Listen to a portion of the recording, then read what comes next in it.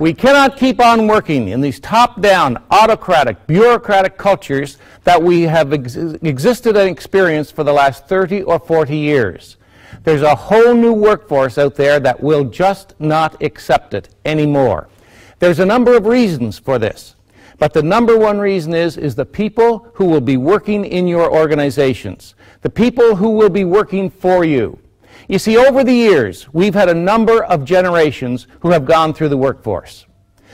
Years ago, many of you remember, was the traditionalist. You could always remember the traditionalists because they are the people who came to work very dutifully every day.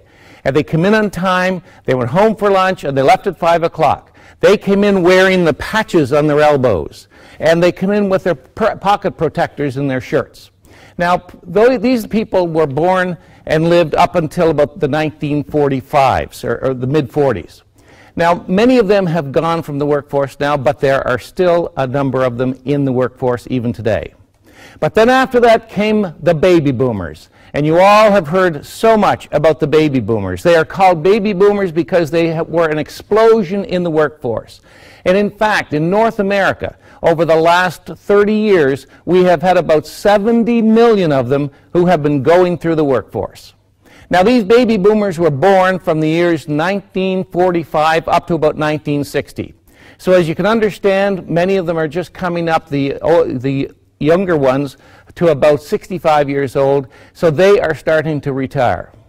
And it is estimated that in the next 15 years, about 50 million of these boomers are going to be retiring from the workforce. And that's going to cause some significant shortages in the workforce. And the reason there's going to be significant shortages in many critical professions, professions like policing, like IT, like healthcare, is because the next generation that came along, as we know as the X generation, they were very small in numbers and not that significant in terms of changing how we worked. They were the early adopters to technology. In fact, researchers say the one thing that the Gen Xers are going to be remembered for is being the first generation who slept together before they get married. But then after that, then came along the Y generation. And the Y generation also was not that significant in numbers. But they were not just the early adopters of the technologies, they changed the way we work. They are the ones that bring their cell phones to work. They were born with when they were born, the doctor cut the umbilical cord and their mother gave them a cell phone. And the cell phone has become one of the longest umbilical cords that we have ever experienced. But then, after that, another generation has come along, and that is the millennials. And it is estimated in the next 14 years, there are going to be about 50 million millennials come into the workforce.